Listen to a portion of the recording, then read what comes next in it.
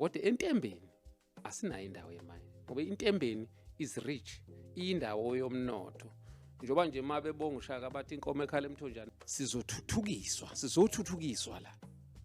Into iyayicaca ukuthi laba bantu basho kahle ukuthi nizosuka nonke la. Umhlaba ungokaJehova noma ungokaNkulunkulu. Lokho kwanikeza abelungu igunya lokuthi umhlaba unamnikazi.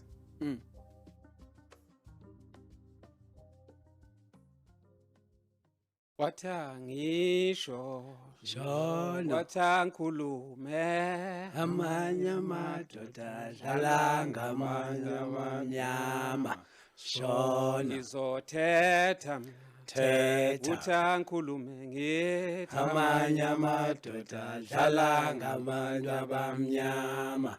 Shona zobuwa buwa uthankhulume ngithi amanye amadoda adlala ngabantu abamnyama. Buwa ngizothoka thoka uthankhulume we amanye amadoda adlala ngabantu abamnyama. Thoka ngizoprata prata uthankhulume we amanye amadoda adlala ngabantu abamnyama. Prata. awu madoda. Ndiyabulela kakhulu mfundisi. Welcome to this episode of Umhlaba Talks. My name is Tiane Duda.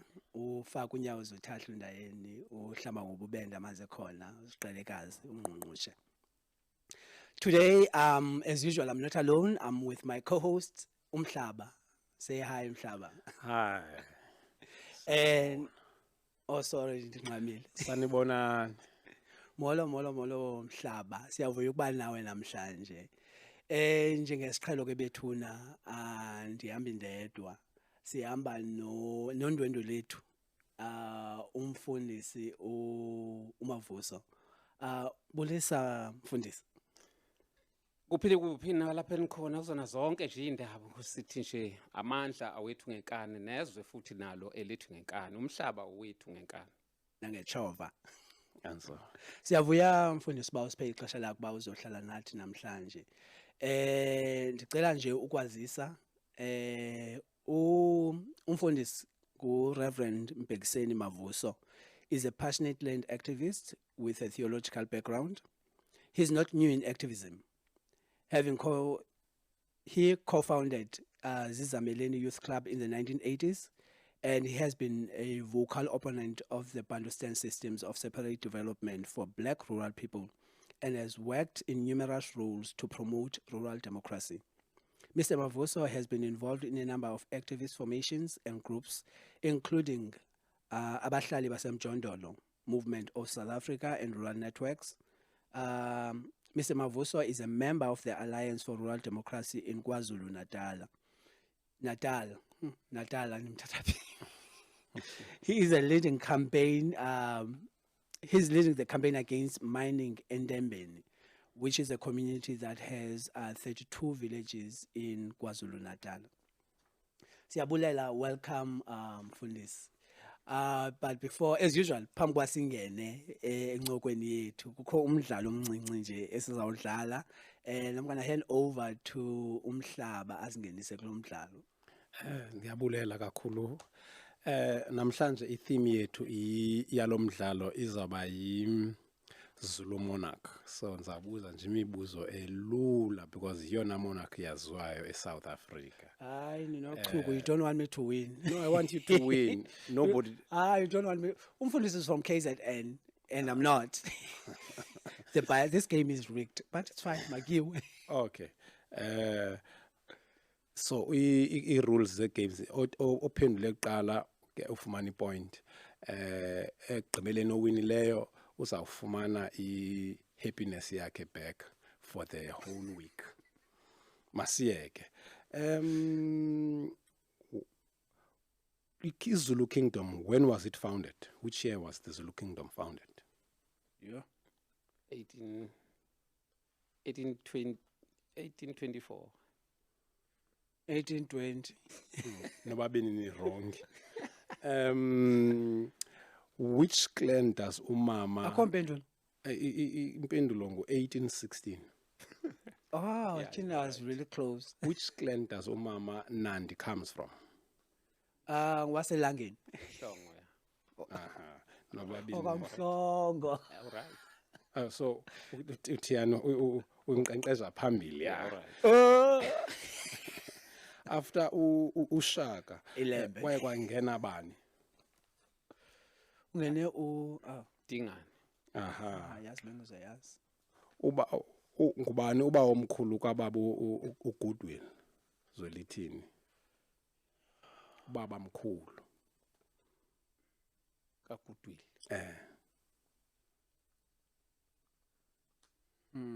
Ube inkosi. uSolomon. Angimazi mina. Okay. Iwina ke ethu yanamhlanje ngubaba uMavuso. Hayi. Ngathi ngiqhathiwe. Senze basifumenele as a right. Ufumene 3 wena ufumene 1. Biza kaloku zeze phindif. I need to audit as ufumene Hayi, ubaba ushayile. uSolomon, wafumana uDingani, wena onimphosile nobabini unyaka. Unyaka, Ben10. Akho khona uyifumene yiphi kanene? Fumene yanye kodwa Ufumene usawinile kodwa yanye, ngumnika amanqaku abaninzi kunawami. Umaleleka nani? Ufumene kaUnandi. Nandi waselangeni. Yebo. Siyabulela mhlaba for that game. Today sabe sithetha siyaqhubeka ngokuthathwa komhlaba or land dispossession. And so today we're focusing on current and ongoing land dispossession and focusing on the case of eMakhasaneni. That's why size nomfundisi apha namhlanje undwendwe lwethu to tell us more about what is going on eMakhasaneni. So maybe uqalisa mfundisi. Masike sixelela abantu ba kwenzeka ntoni eMakhasaneni. Okanye mhlawumbe kuphi eMakhasaneni yaye ke kwenzeka ntoni? Indaba ezibhlungu yizo lezi zokulahlekelwa umhlaba ngesikhathi senkululeko ngoba lapha eMakhasaneni indawo noma isigodi ivillage yaseNtembeni kulapha ngaseMelmot indawo yasemakhaya nje lapho ke esithe khona ngaminyaka ka2011 kwabonakala abantu sebemba nje endaweni bambe amasimini abantu eduzane nemfula nalapho esithola khona amanzi emthombweni yamanzi. Laba bantu abangaziwa ukuthi bangobani baqhamukaphi mabebuzwa bathi hayi aniboni into le ndawo inomcebo lapha nina nonke nizosuka la. Indlela abakhuluma ngayo nabantu lokho ke okwathukuthelisa kakhulu umphakathi wonke ngabo2011. Umphakathi wawusubiza ke umhlangano omkhulu ba akekho umuntu owaye azi ukuthi benzani bawobani bakhulume nobani. Nabaholi bendawo induna nje yangakithi yayingazi ukuthi laba bantu bangobani kodwa bathi bona sikhulumile nenkosi. Ngakho ke umhlangano omkhulu wawubiziwe ngoDisemba lonyaka 2011 nenkosi ikhona nomasipala nabo bonke. Umphakathi wafika wabuza ukuthi laba bantu abathi bazosisusa ubani ubathumi abakhulume naye. Inkosi lapha eyavuma khona ngomphakathi wawuthukuthele yathi bengithi ngicabangela nina indaba yentuthuko. Ngiyaxolisa kodwa mina bengicabangela nina indaba yentuthuko. Abantu babebuza ukuthi bakunyazwe ubani laba abantu abenza lokho abakwenzayo. Bakhulume nobani. Kusukela lapho ke abangabuhle ubudlelwane phakathi komphakathi nobukhosi. Uxolo kancinci mfundisi before siqhubeke ke phambili. Ngoku aba bantu bembayo apha emhlabeni wenu kude kwaba ngobani? Ngaleso sikhathi umphakathi wabathukuthela wabamisa kwaba yilowo mhlangano. Then kwasho ukuthi ke kwakuyizikhathi zama holiday ayisithi inkosi hayi office layo liyovulwa zilapha ko12 bazo umphakathi awothumela ithunywa kuzokhulunywa nabo kuqejulwe lamaphepha ewasayinile inkosi wasayina nalabo bantu. Kithina ke singama activities sasibona ukuthi hayi kudlalwa ngabantu waphela amakhophi lawa asezoqejulwa. kwamiwa ke kwangasetshenzwa kwaze kwaba 2012 kwaze kwaba yilonyaka ka2012 ngithi kwaku August 26 yayinkosi yafika nawo ke uJindal amandiya nabanye abantu bathi bazocela ngomhla ka26 August ngo2012 kwasho ukuthi ke inkosi abantu sebeyesaba ukuphikisana nenkosi balamandiya sefika nenkosi manje kanti kube nalokho exabana kwangoDisemba lapho saphoqwa khona thina mphakathi ukuthi sikhokhe amagusha awu2 sihlawula ukuthi siphikisane nenkosi ngale kwalokho usizo lesasizophinda silithole ebukhosini ngakho ke ngalo August ke asisakwazi ukuyiphikisa inkosi sasho yona into esingayithandi ayise kuphoqeleka ukuthi amandiya azoqala ukusebenza ngoSeptember uqolo kancane kwakhona mfundisi ngoba ngifuna ukuba icace okanye sive kakuhle ba ngobani abantu bafikayo bembayo apha ngoku kulento uqobo ithetha uthi nguJindal uJindal ngubani uJindal inkampani esayizwe sasiqala nathi ukuyizwa ukuthi kanti uJindal inkampani yemayini ithi zokumba lapha insimbi kuthiwa isuka eIndia njengoba yayimba lapha nje yayimba ke kuthiwa ine license yokuhlola prospecting license esegameni lika Sungusungu uJindal ke uzoba yipartner noSungusungu izinto esasingazazi ngoba thina nemayini leza sizazi phela sikhule thina kuyalinywa asazi ukuthi kubuye kumbiwe inhlabathi mase kumbiwe emasimini kuthiwa khona into engaphansi wala kusazi ukuthi thina ngoba labantu bamba ngisho emathuneni ke thina sazi ukuthi umuntu omba emathuneni uyathakatha thina kufika abathakathi labo bathakathi emini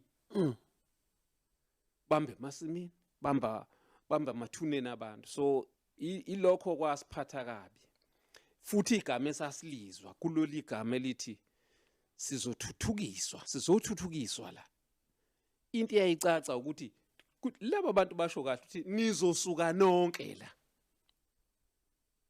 ngoba le ndawo inomnotho yilokhu ukuthuthukiswa ke esikuthi kanti bayadideka baqonda ukuthi sizothuthiswa hayi ukuthi sizothuthukiswa ukuthuthuka enye into kodwa lapha sizothuthiswa bathi laba bantu le ndawo anizwanga into le ndawo yeni inomcebo lapha ngaphansi nonke nizosuka lapha ndiyakuva mfundisi ngoba nambe nisibuza lo mbuzo ukuthi ukuba bathi baze ngedevelopment ukunithuthukisa yintoni ke ngoyibangela baba nisuse emhlabeni wenu yikho lokhu ke nathi okusixakayo namanje size siyibuza ukuthi uma ngempela uNkulunkulu esithanda sonke sadalwa uye wayesidalela ukuthi siyodana esisuswa sihambe sihlala ngoba sakhe lapha emakhasaneni nje sasuswa emaplazini ngoba kuthiwa indawo icebile la emaplazini inomnotho kwase kuba namaplazi ke la njengoba sinama commercial farms lapha sasuswa lapho sasiyohlaliswa endaweni kwakuthiwa imbi lapha emakhasaneni nakwezinye indawo zakithi zinezintaba kodwa sasayijwayela ulima manje sekuthiwa kukhona omunye umnotho futhi okhona funeka siphinde sisuke manje umbuzo wethu ke uthi siyosuka kuze kube nini lapho kuthiwa sosuka siye khona sekuhloliwe khona ukuthi ayikho into esifane enhle khona abazayifuna phinde kufuneni isuke kwakhona ngoba sisuso kwesithathu manje lapho esisiwa khona ayikho nenye into ekhona ukususwa kwenu emaplazini bekukuphi kanye benisuswa ndawoni nisuswa ngompunyaka ukususwa nje kwabantu ikakhulukazi laba abasemakhasani basuswe lapha ko 1925 ukususwa nje kwabo basuswa wapi ukuba besuswa endaweni lezi sekungezabelungu manje ezingamaplus basuswa lapho ke bebesuswa kwindawo ezininzi bebengasuswa kwindawo eyi-1 zingamaplazi amaningi phela lokhu amaplazi kuthathwa indawo eyodwa idatshulwe yenziwa amaplot ibizwe ngabanikazi abehlukene. So nathi ke nomphakathi wasemakhasani wasuswa kanjalo ke kuwona wonke lamaplaza lapha eMelmoth awu-40 ewonke Oh, basuswa eMelmoth. basuswa eMelmoth base beyobekwa lapha bakhona. Yo, yayibona le land disposition ke disposition sithela ngayo ukuthi basuswa eMelmoth ke-1920 ngo-1925 or 1920s. Uba besuselwa i-agriculture because farming that's agriculture. And then nazobekwa emakhasaneni. Now niyasuswa emakhasaneni kuba kufunwa ukwenziwa i-mining. So kokuqhubeka kwe-land disposition. Hence, we call this episode ongoing land dispossession because it has a history, especially in this community. Kuyabonakala ukuthi it has a history and now it's just continuing. Yo. Yikho lokho ke sithi ke kubantu ke abasuke bengazi basibuka njengabantu abalwa nentuthuko noma balwisa intuthuko eze kubona noma bangayifuni intuthuko noma bayiphikisayo intuthuko. Into esiphikisana nayo ukwephucwa umhlaba ngoba lo mhlaba ungowethu umuntu nje uwumhlabathi umhlaba lo wakubo futhi noma edaliwe udala ngoba kuthiwa wadala umuntu ngomhlabathi umuntu ufana nendawo yakubo ingakho sikwazi ukubona umuntu ongayena wakulelizwe siba akafani nenhlabathi yakithi. Bese sithi ungakwabani wena mfokazi ebese zisho ukuthi uyapi umuntu ongafani nenhlabathi yakithi akusiyena wakithi. Ngakho ke thina siyinhlabathi leyo konke sikuthola kuyona inhlabathi njoba kungathi silwa kuthiwa silwa nentuthuko silwa nokwephucwa izinto zethu zonke ngoba zisiphilisa zizonke nezihlahla nakho konke. Ingakho sibuye siwugxeke nalomthetho kaHulumeni othi okungaphansi komhlaba wokwakhe. Kanti masiclaim umhlaba basaclaim umhlaba siwesiclaima ini? Siclaima ini makuthi aphinde abe nento yena khona lapho okufuneka asisuse emayeifuna. Manje kuland reform kuthiwa siclaim umhlaba esaphucwa wona. Siclaima a full package yomhlaba. Siclaima namanzi nezintaba nezinyoni nakho konke. Sibona kukwephucwa. Sibe ngabantu abangazazi ukuthi bayini nondinga sithebeni. Hayi ukuthi silwa nentuthuko. Silwa nokuthuthiswa sithuthiswa ngendlela yokuthi futhi senziwe ithutha. Masike sijonge apha ke ngokumfundisi ngoba siyayibona sobabini ba osonke kanye ngokwembali le uyibalisayo ukuba okukuxuthwa umhlaba kunembali ende aqala. Njengoba sithi kuba nasuswa kulomhlaba uzifama ngokanye ngamaplazi ngoku bafuna unisusa apha. Mina ngokubona kwami ingathi ngoba libali elinye elimzazi Afrika wonke. Solo kwabantu abamnyama besusu. Intoni le yenza abantu abamnyama basuswe emhlabeni oko? Ngoba kaloku banani suswe uxolo kubethe emlonyeni nge-1920s ngoku it's 2024 so 100 years yonke. So into ethetha ukuthi kule period ye-100 years okonisuswa nje intoni lento abantu abamnyama bengafunwa emhlabeni soloku besuswa. Yikho lokhu nathi okusixakayo kodwa ke ziningi izinto esithi masibuka nje nami mangibuka ngibona ukuthi ziyimbangela yokuthi silokho esisuswa. Enye yazo indlela esifundiswe ngayo itheology ethi i-wrong ezintweni eziningi ifika ibeka ukuthi umhlaba ungokaJehova noma ungokaNkulunkulu. Lokho kwanikeza abelungu igunya lokuthi umhlaba unamnikazi. Umnikazi wawo uNkulunkulu. Bona bathunywe uNkulunkulu ukuthi bazosithuthukisa noma bawuthuthukise lo mhlaba. Kusengathi lo mhlaba siwuthole ungathuthukile. Ayikho into engekho kulomhlaba esiyidingayo. Ngakho zonke lezi zinto ezenza ukuthi sabe kwisithombe sokuthi thina asibone abanikazi bomhlaba. Umhlaba ungomunye umuntu. Futhi base befika bese bethi umhlaba lo ukuthi wakho kubonakala ngephepha elithile onalo. Thina umhlaba siwazi ngezihlahla, siwazi ngamatshe, siwazi ngemfula ukuthi umhlaba wakithi usuka lapha kuleli yatshe elikhulu uyogcina kulesi yasihlahla.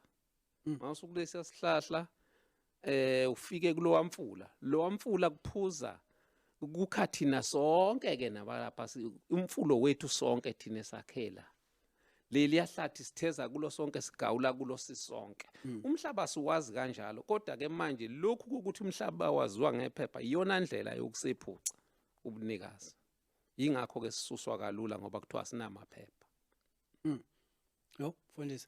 Le ndlela uyibeka ngayo ndiyayithanda ngoba uthelekisa ukungahoywa nokunyashwa nokujongelwa phansi kwendlela zesintu zokuba nomhlaba. Ayikuba zikho zikhona zona kodwa bafuni bahloniphe ezi zisephepheni.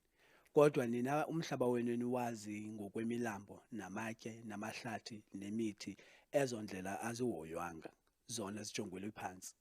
Kunjalo. Okwesibini masike sijonge le ndawo ye development okanye uphuhliso okanye uthuthuko.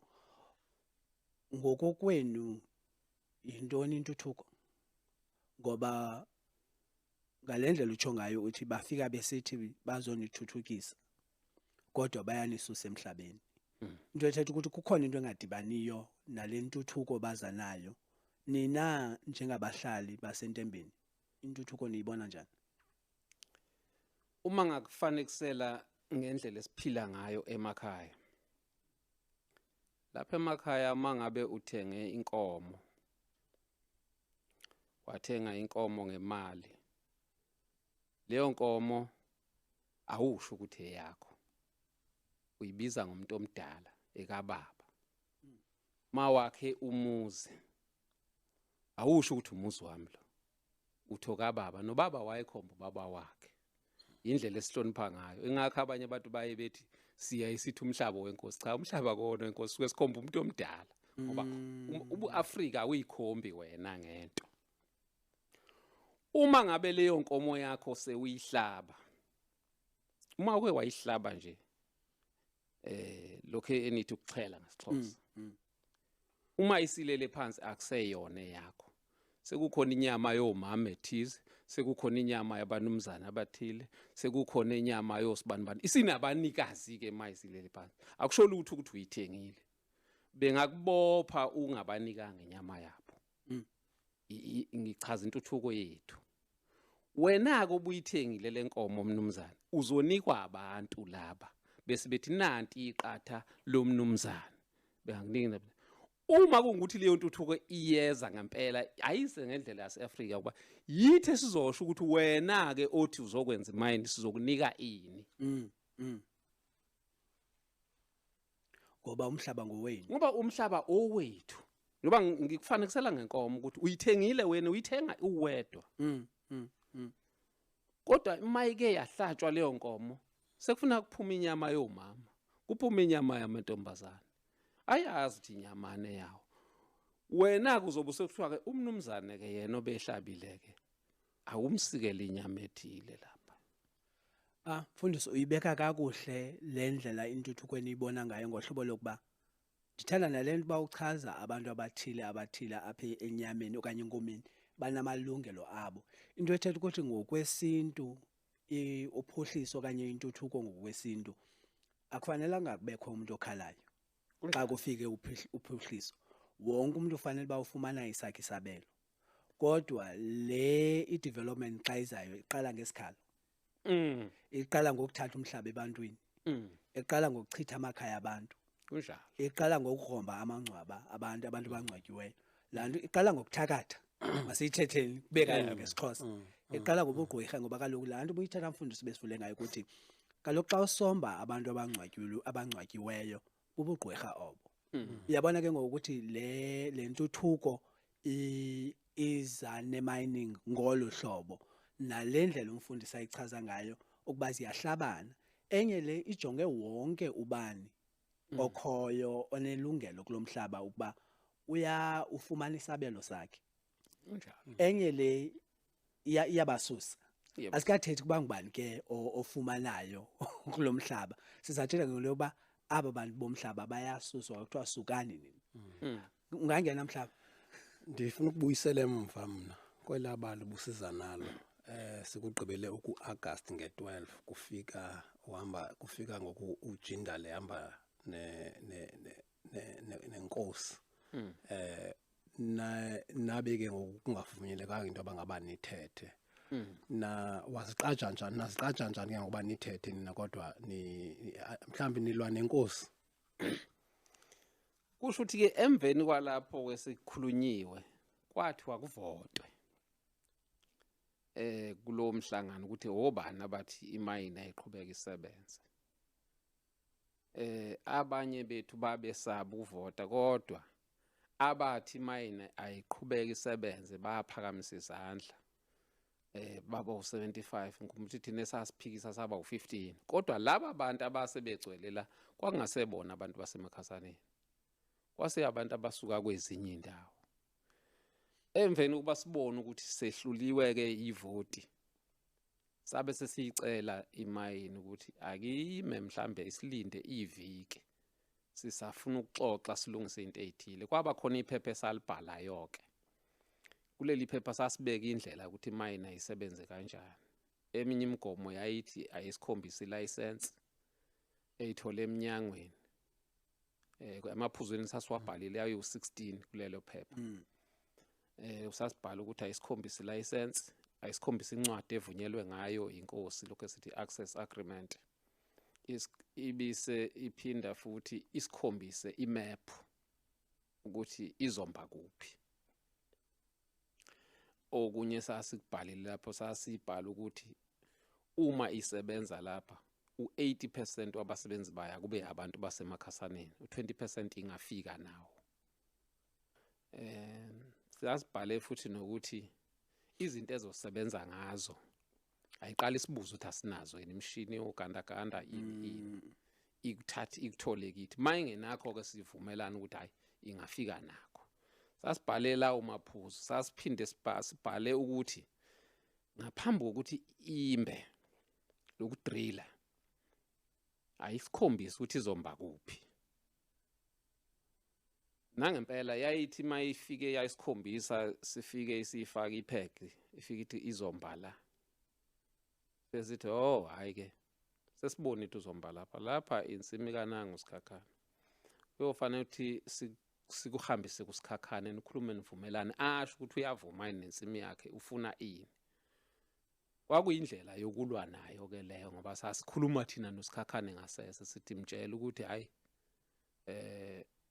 ulensimi ukumba lapha nje ku50,000. Ngale kwalokho senzela ukuthi imoshakalelwe imali eningi ingakaqali ukusebenza. So kwakuyizindlela enjalo kodwa ke yonke lemigomo e16 yayephula. Iyona ndlela esayimisa ngayo ke leyo. Sayimisa mhla ka5 March ngo2013 ngoba isiyephule yonke lemigomo e16 esasiyibekile. Futhi lapho sasifuna khona ukuyitesta asibona ukuthi imayini iyakwazi ukumlalela umuntu. Yayephula yonke leyo mgomo yonke u16 sasithi ayime ngakho ngeke uzusebenzisane nemayini. Sabona lapho ke simise mhla ka5 March ngo2013 eMakhasaneni. Yagcina lokho ke. Bese silwa nayo isikwenye indawo lapha eMatshantsundu. Sesihamba khona sisabalalisa umzabalazo ngakhona sithi nakhona bayiphike. Njengoba nje umzabalazo sibizwa ngokuthi intembeni kahle kahle yilo umzabalazo waseMakhasaneni ngoba hayi uthi intembeni abantu abebengakwazi ukuphikisana nemayini kusuke thina lapha eMakhasaneni uholwa yimina lo mzabalazo sawusabalalisa lapha entembeni uma beyivuma entembeni izobuya singasakwazi ukuyivimba isize eMakhasaneni. So ngo2013 nakwazi ukuyimisa yayeka eMakhasaneni. Sathi ngoba niyephulile lemigomo ngeke nize nikwazi ukusebenza nathi eMakhasaneni. Ngakho ke hambani yathuthwa imishini ngomhla ka6 yonke iyahamba. Yaphikelela le okuthiwa kusentembeni khona igama lale village eMatshantsundu. Yaya lapho ke imishini. Sase siyasuka ke futhi nathi sesiye eMatshantsundu ukuthi hayibo xoshana inyoka isuka ngapha ngakithi nansi singaphezulu bulala izingane zenu bayixotsha ke baya njengoba namanje belwa nayo nje bakuthole emakhasaneni umsabalazo wasemakhasaneni yiwona lo subizwa ngokuthi entembeni. Oh ndizama uqonda ke ngokuthi nimise ngo2013 emakhasaneni yasuka yaya emajantsulu yasuka yaya emajantsulu ngoku basazama ungena emajantsulu ungena emajantsulu ngoba ithina lapha abantu sesibafundisile ukuthi abayiphikise yona yonke leminyaka ngoba emajantsulu lapho bayivumela yakwazi ukuhlola yayiqeda iprospecting khona yazi yaba neoffice silwe nayo thina sesixoxe uthaxoshwe konke neoffice layo iselikhona ingakho ke nje namanje besalwela ukuthi baqala ukusebenza emajantsulu. Xa abantu basemajantsulu bengavumi ingene basalwela ntoni mine into abayenzayo ngoku imine ilwela ukuthi obisize yahlola yaqeda emajantsulu ibonile ukuthi kukhona lokho futhi isize yahlonza ukuthi yila izoqala khona izoqala yenza ukuthi nokuthi izoba neplant yayo izoba khona lapha yahlola zonke izinto manje ifuna uqala khona ke. Oh no ndifuna ukuva kakuhle ukuba ndithi hayi sokuza sumine emhlabeni wami ndichilo ngokuva kwami ingathi abantu basemajantsulu bachilo ngoku imine yona xa bezama ukungena basathethana nabantu basemajantsulu okanye kwenzeka ntoni kanye into edala ukuthi bagxile kanje yana emajantsulu ukuthi le ndawo yakithi nje bakuthiwa kusentembeni ubukhosi intembeni yenye yezindlu house ekhetha iking iking intembeni abantwana royal family abantwana basentembeni bayingxenye yendlu ekhetha inkosi uking. So kunalomqondo othi ngoba le ndawo inabatwana abaningi basendlunkulu akekho umuntu ozobaphikisa. So kulapho kulabo batwana khona abatwana abayifunayo imayini njoba nje mawulandela ngalezi sikhathi wakhona umntwana uMandla wayibhala kubayethe wakhona lapho njengamanje khona umntwana ukhumbulana abatwana bahamba phambili umntwana ukhumbulana ngomunye wabakhethwe isilo lesumisuZulu ukuthi afacilitate imayini entembeni ngoba naye uyingxenye yabatwana basentembeni. So njengoba begxilile lapha emajantsulu bagxile ngokuthi yindawo yabatwana yeRoyal Family akekho umuntu ongaphikisa abatwana. So unjalo masikade abantu bethe no kuyimayini baye behambe beye king king afika abuza ukuthi hayi phela indawo yabatwana ubani ophikisa abatwana balokho bephikelele ngalelo gama ngoba nama activists ethu lapha ya emajantsulu awakhona eKwaZulu entembeni azalwa khona entembeni. So ukuthi aphikisana nobukhosi bakubo yingakho benalokhu ukuthi bazogcina benqobile entembeni ngoba indawo yeRoyal Family. Bagxiliswe yilokho into eyadala sikwazi ukubaxosha emakhasaneni bathina emakhasaneni abekho abatwana emakhasaneni umphakathi nje ababaningi abatwana bakhona so izwe likhule lo mphakathi so asinendaba nokuthi ubani silwa la umhlaba. So kusekho ukuphikisana phakathi kwabantwana nabahlali entembeni kodwa ke abaningi abatwana abasayifuni imayini sebengakuthini cishe bawu5 abatwana abafuna imayini. Utheni abanye baguqulwe intoni baba ngabusayifuni ukuthi umzabalazo wethu suqhuba kanjalo ukuthi sihlale sibonisana nabo kuwumsebenzi wami ukwenza lokho uma nje nabatwana nezinduna eziphethe lapho ukuthi no umsebenzi wenu nina nikade umhlaba wabantu kufanele ukuthi nihloniphe izinqumo zabantu lo mhlaba unamathuna abantu unemfuyo yabantu nezinto zabantu lalelana abantu manithi nina nibhekele abantu balaleleni ukuthi bathini abantu yilokho kushintshile. Ngizama ndiyayithanda lempendulo yakho ngoba iyacacisa nyani ukuthi intoni enithethileyo nabantwana okanye neRoyal Family masitsho ngoba ixesha elininzi kuthiwa abantu abathe abayifuni imining emhlabeni wabo kanye imining mayingenzeki ngaphandle kwemvume yabo emhlabeni wabo as we were saying earlier ukuthi kuye kuthiwe balwa nentuthuko balwa ne-development. Kunjalo. Okwesibini kuphinde kuthiwe balwa nobukhosi. Uyabona ke ngokuthi nomdla ke ngokuthi yintoni eyayibangela abantwana bangayiboni bayivume imine eqaleni. Babeyivuma ngoba babecabanga ukuthi banelungelo lokuthatha inqumo bona ngoba bezalwa endlini enkulu kwi-royal family. Uma sesihlezi nabo sesibabonisa ukuthi hayi lo mhlaba nina nize nibe sendlini enkulu nje nibheke indawo yabantu njengakithi nje lapha eMakhasaneni. Mawufika eMakhasaneni uzokhuluma nabantu bakhona uthothi iningi labantu bakhona bakwaDludla. Odludla baningi. Manje ke odludla kusho ukuthi bavuma bona ngokomlando history bona abavuma ukuthi abaphathwe abakwaZulu ngoba abakwaZulu basuka endlunkulu kwaNongoma bazokwakha lapha endaweni wasethi ngoba sisalwe endlunkulu siphatheni. Ngamanye amazwi ke umhlaba owabantu kodwa abantu ibona abavumile ukuthi baphathwe yini. Yo mfundisi uveza into ebalulekileyo eyake yathethwa ngomnye umuntu ebesike sancokola nayo apha esithi ixesha elininzi sinempazamo yokucinga ukuba abantu abasiphetheyo bayawazi umthetho, bayasazi isintu. Ngoba iyandothusa lento ithetha into yokuba abantwana bebengayazi ukuba umhlaba ngowabantu. Bona bebezixelela uba umhlaba ngowabo. And inhle into yokuba ke ngokuba ufumanise ukuba baphumile kuloo ngqondo nikwazile ubakhupha kuloo ngqondo yaye futhi bami kwicala elinabantu ngoba ixesha elininzi kunzima ukumameleka xa abantu besithi umhlaba ewe ubizwa ngenkosi kodwa ngowabantu.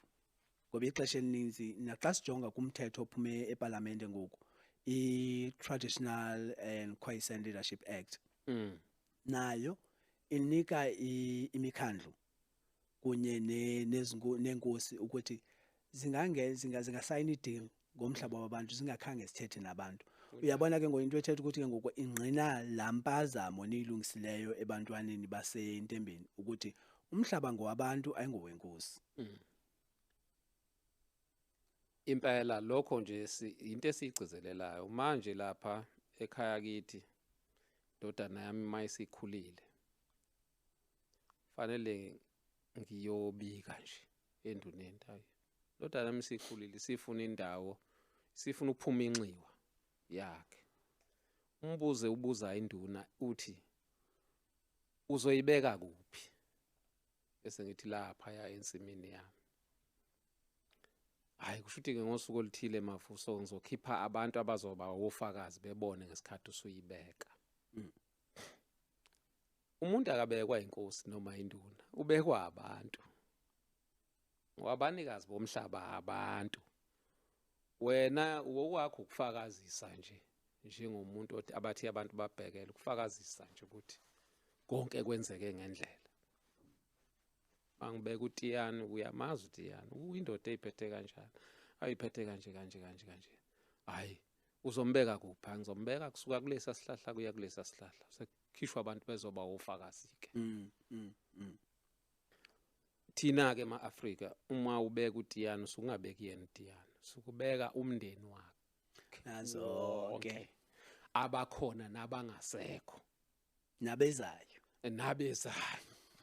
Iyo njoba kuthiwa nje akoba khona utshwala uzobika yena ukuthi sengiyakha lapha utshela abakuba bangasekho nabakhona nabezayo ukuthi nanti ikhaya lapha abakhela khona. Ingakho lobutshwala isimboli yabo yilokho. Mfundisi wayibeka kamandi. Kodwa ke nje wabengisitsho ukuthi sinomthetho imithetho iphuma eParliament. Ngosingenza njani uqinisekisa ukuthi umthetho olawula umhlaba nobukhosi nabantu uyakwazi ukuziqaphela nozifaka ezinto zithethayo? Utywala sabufaka kanjani emthethweni? Ngoba kaloku qolo kubethu umlunyeni ngoba kaloku nje adle kumamele nje uthi amanqina ngabantu basekuhlaleni. Into ethetha ukuthi ngabo ekubhaliswa kubo uba ngubani ohlala lapha ngaba abayincwadi. Yeah. And obatywala busebenza ngathi ngongathi isignature. Ngoba xa benziweyo utshilo mos bokwenzelwa abalela ukuthula abaphilayo nabasezayo. Yeah. Ngoku ke ngizama udibanisa ezinto ezimbini ngoba kaloku siphila kumaxesha obhala encwadini. Ngoku singasidibanisa njani ezi zinto? Yikho ngithi nje kufuna sigcizelele ba i-customary law ifake kakhulu izinto ezihamba nesiko nomoya lo. Izinto zikamoya, spirituality. Abaholi bethu ke traditional leadership into kufanele beyazi leyo ukuthi ngoba ibona abagadele lokho kuphela ukuthi kwenzeka ngendlela yini. Singalokho sisuswa abantu abangazi ukuthi mabe sisuse emhlabeni basephuca ini. Ngisho ukuthi ke uma sikhuleka emzini wakini sithi obaba noma sibani suke asikhuleki kuwe kodwa sikhuleka nakwabangasekho. Ngakho asinali ilungelo lokuba singayidayisa le ndawo ngoba eyabantu abaphilayo nabangasekho nabasezayo. Yingakho kungathi asihambisane nemining. Asinali ilungelo lokuphisana ngalomhlaba. Ngawungena emhlaba. Ndifuna nje ungena kule ndawo xolo. Le ndawo yotywala ndake ndabaliselwa pha emakhasaneni ndibuza uba utywala bufuna ntoni? Ndibuza lo mbuzo wakho. Wathi omnye utata xa indicacisela wathi hayi kaloku xa usele utywala kuba khona isiganeko esenza uba abantu bakhumbule uba awukhumbula ubani azanyole uzibani sasisenzela uzibani. Ndizama ukubonisa into yoba ngaba kubhalwe edolweni ngoba tywala asithathanga amanzi ngoba xa ingamanzi odwa mhlawumbi akuzuba khona into izawusenza uba sikhumbule sasuke siyilibale. Kodwa xa kuye kwathathwa batywala kuzawuba khona isigwaneko. Kodwa ke mna apho bendifuna uya khona kukubuza umbuzo into yoba ngaba kuyo yonke le nto uyithethayo andiyivi into ethetha ngemisebenzi. Aniyifuni imisebenzi? Nikwithuba elihle kangaka lofumana imisebenzi? Uma ukufika emakhasaneni uyabona ukuthi sonke emakhasaneni siqashiwe. Siyasebenza. Siyalima. Asitshelwa umuntu ukuthi kulinywa nini. Asitshelwa umuntu ukuthi inkomo ikhipha uzise kuphi.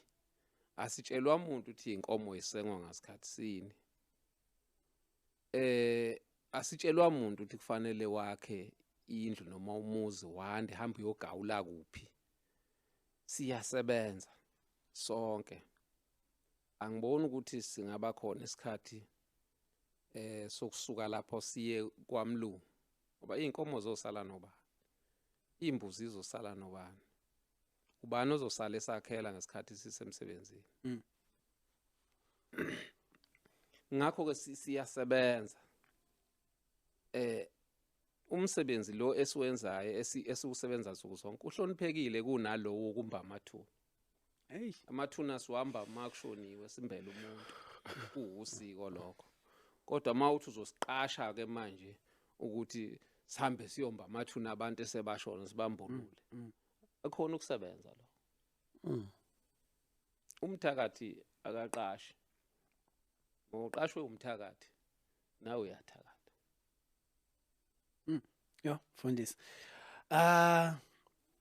Ngokumfundisi ngathi kwenzeka ntoni ngoku emakhasaneni okanye entembeni okanye emajantsунdu okanye singathi yintoni edingwa ngabantu bezindawo ngoku malunga nengxaki abajongene nazo? Njengamanje sisesimeni esinzima kakhulu ngoba noma siyixosha ngayo yonke indlela imayini. Sizama zonke indlela. Sike savala umgwaqo.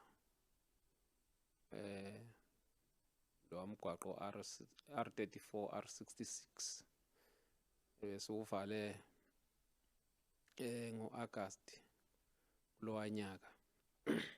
Sizwakalisa ukuthi imayini asifuni ngenhlahla ke sathi masuvalile umgwaqo nangempela kwafika ikhulu zonke abakungahambi lutho lo mgwaqo sivala umgwaqo ubheke eRichards Bay. Lapho bonke osopolitiki banezimoto namaloli ahamba khona. Ahambisa umnotho lapha bezwela bafonela umasipala wakithi bathi awuhambe uyozwa inkinga yalabo abantu abavala umgwaqo akufanele ilanga lize lishone. Sawuvala umgwaqo ngo12 ebusuku ngomhla ka25 August kwaze kwaba u5 ntambama ngomhla ka26. ungahambi lutho. Base befika ke bezoxoxisana nathi sase sisho ukuthi cha imayini esingayifuni ayihambe. Kwaba umeya, usekela meya, kwaba umanager, bahamba bayolivala ioffice lemayini babaxosha abantu babathatha ngeimoto bayobabeka kude athi abangaphinde balibeke la. Sase sitshela ukuthi sinqobileke. Yilokho kudala ukuthi siwine kule application abebeyenzile ebebeyifakile yokumayina yachithwa umnyango ngoba babehluleka ukuchaza ukuthi amanzi bazowathathaphi babengakwazi ukucwaninga nokuthi iziphi ilwane ezothinteka njalo njalo ngoba babengakwazi ukungena emphakathini.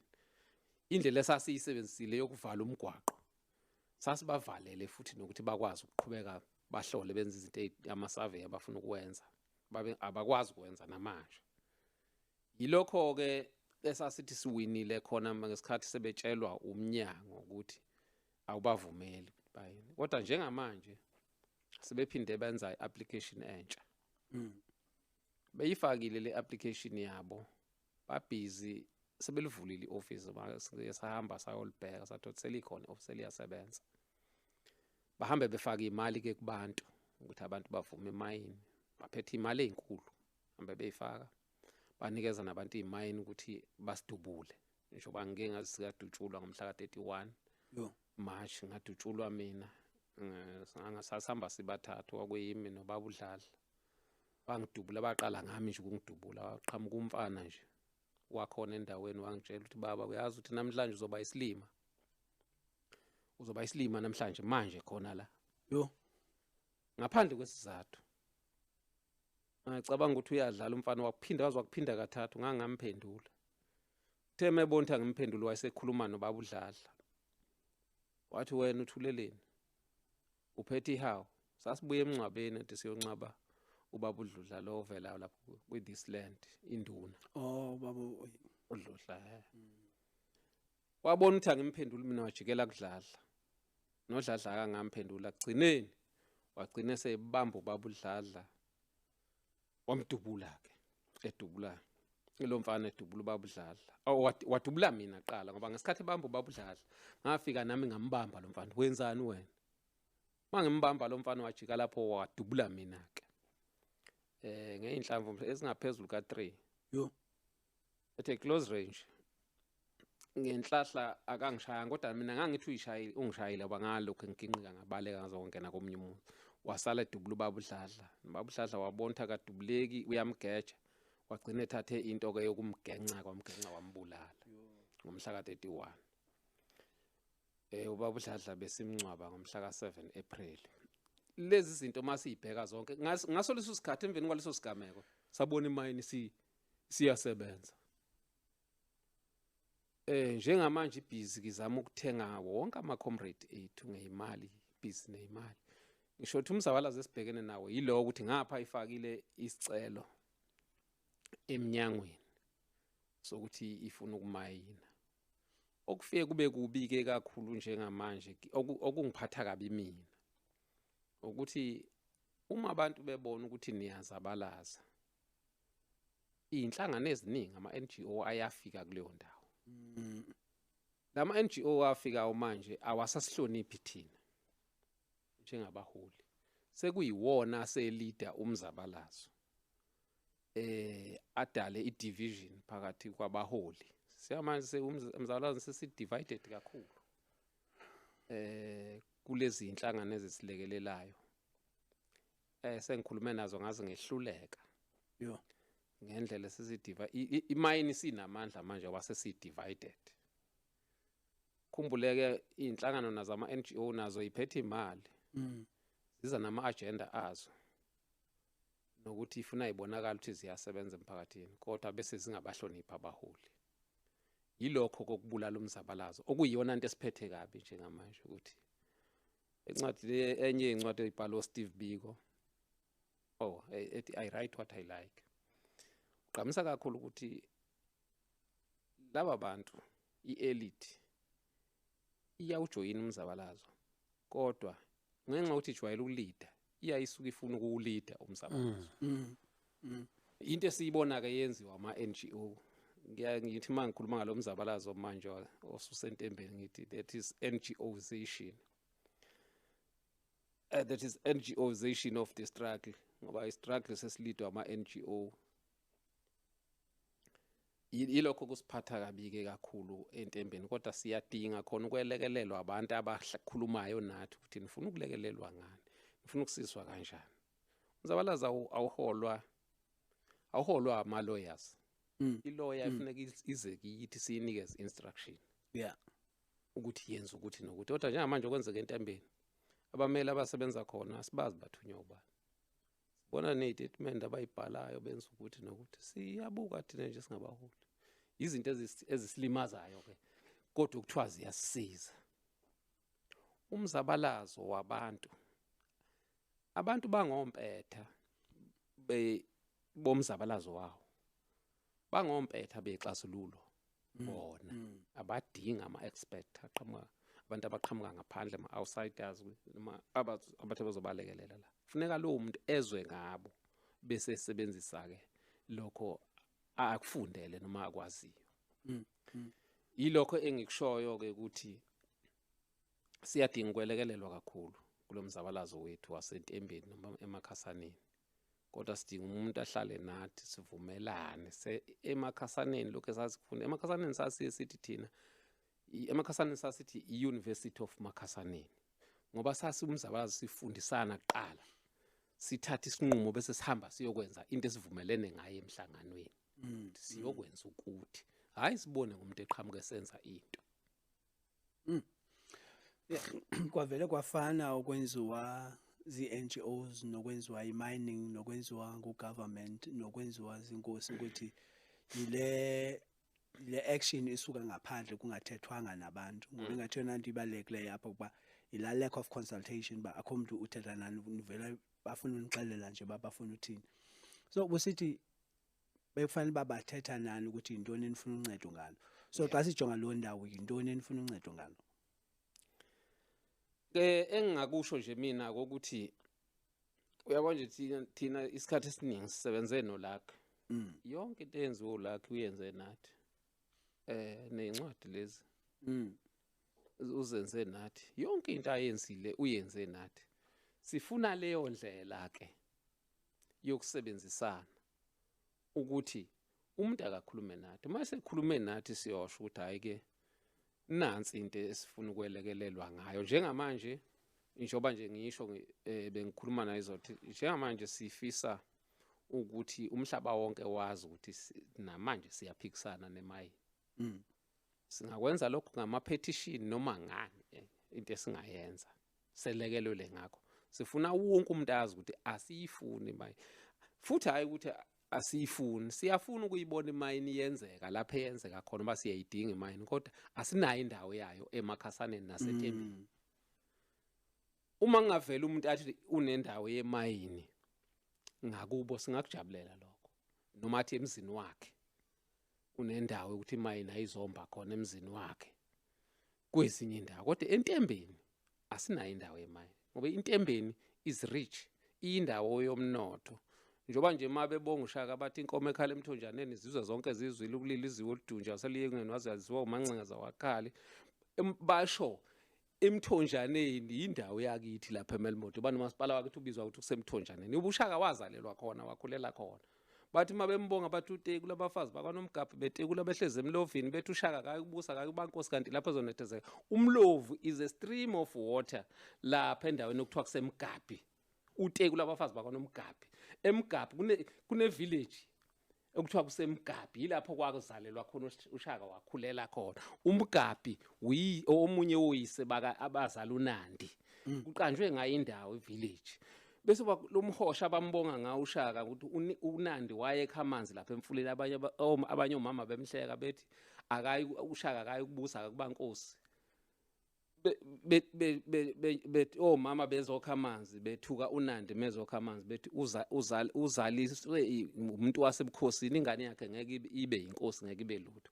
Izibongo zikaShaka isukela khona emthonjana ngoba emthonjaneni indawo yomlando.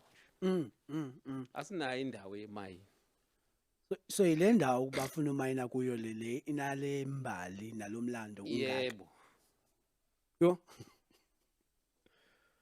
yilokho nje singakusho. Mfundisi wayibeka indaba. Uma Wayibeka indaba. sivuma le mayini kushuthi sizibulala ubuthina nomlando wethu. Ingakho kusixaka uma abantu besebenzisa behambe beyokhuluma nesilo ukuthi asizibhidlize sona ukuthi siwubani. Uma sibhidliza yonke le ndawo sentembeni kuphela umlando waso naso. Ngiyayithanda le ndlela uyibeka ngayo mfundisi ukuthi xa sibhidliza umhlaba siyazibhidlisa thina ngoba kaloku siyinto enye.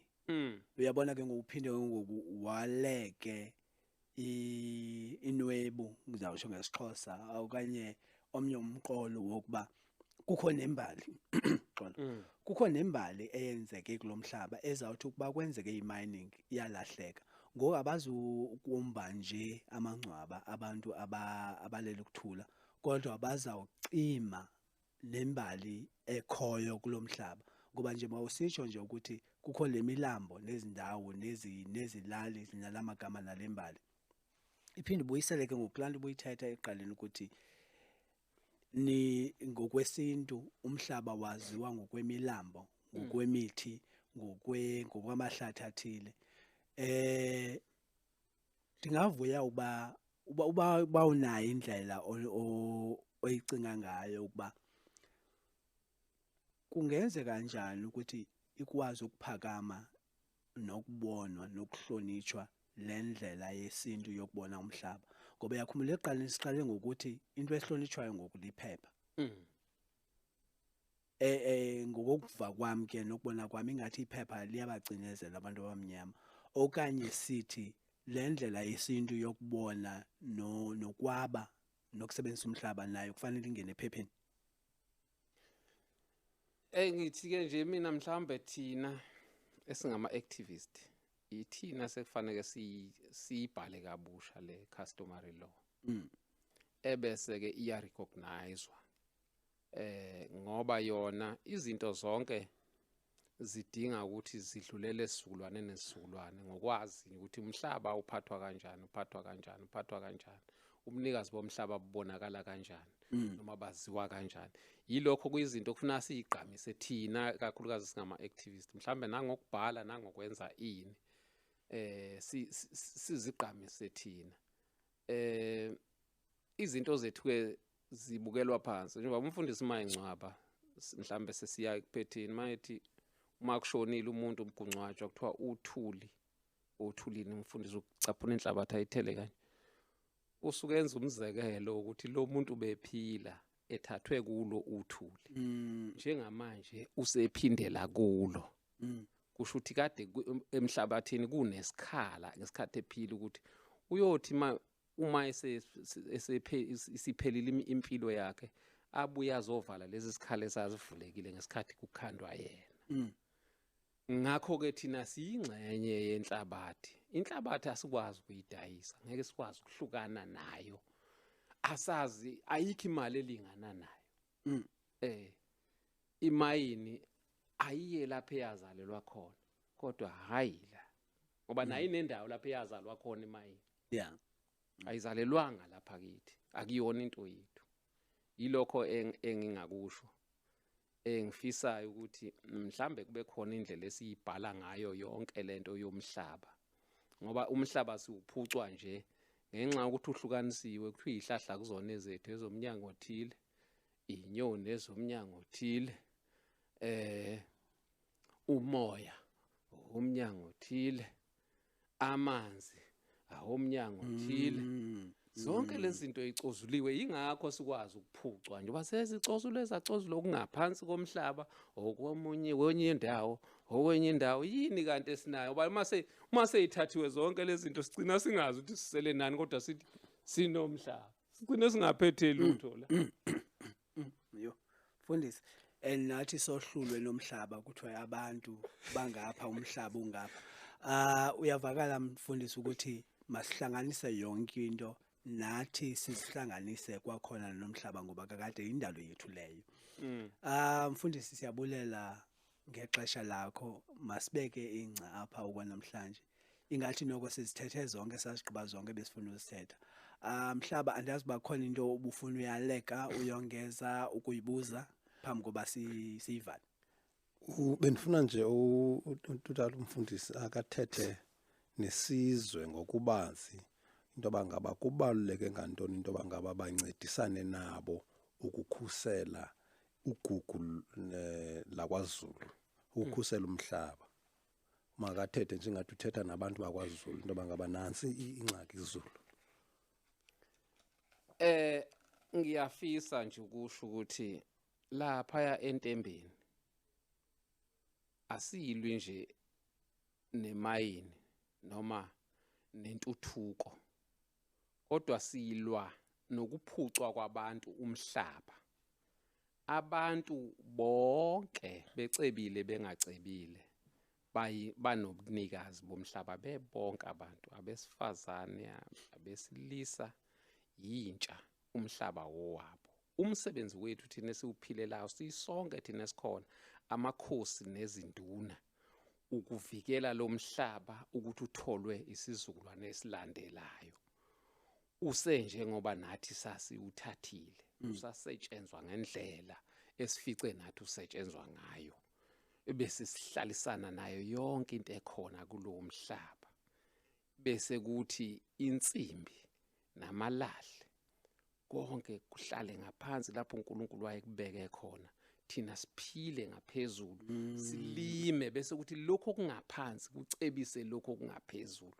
Nathi sithola impilo. Ngoba uma sikushintsha sithatha okunye sikubuyisa ngapha, sikuyafa okungaphezulu, okuyithina nezihlahla nakho konke. Mfundisi, wayibeka kakuhle, wayibeka kamandla, ngifuna ukuwagxoba. Phambi koba sivale, mfundisi ngaba khona abantu kanye imisebenzi ongathanda uyigqamisa ngalomzuzu ukuba yaziwe iyenzeka kanye umuntu owenza umsebenzi othile aziwe ukuba uyawenza.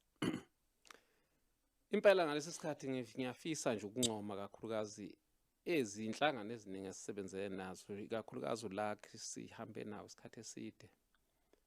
Ucwaningo alwenzile nokuthi kube khona nje kucommission we-This Land. Lo msebenzi uyigugu, uyabona mangibuka abantu abalekelele ukubhala la nabalekelele ku-This Land, abanye abasekho. Kodwa lo msebenzi wabo ukuthi usagciniwe kuyigugu khona. Ingakho sinxusa ukuthi namanje kuqhutshekwe kwenziwe eminye imisebenzi enjengale ngoba nathi lokho esikwenzayo sizodlula. Kodwa kufuneka kube khona izinto ezibhaliwe eziyolekelela abanye abantu abezayo abasilandelayo ngoba lo mhlaba sifuna ugcinelwe bona. Ngakho siyanxusa ba kube khona abantu abasizosilekelela bakhulumisane nathi.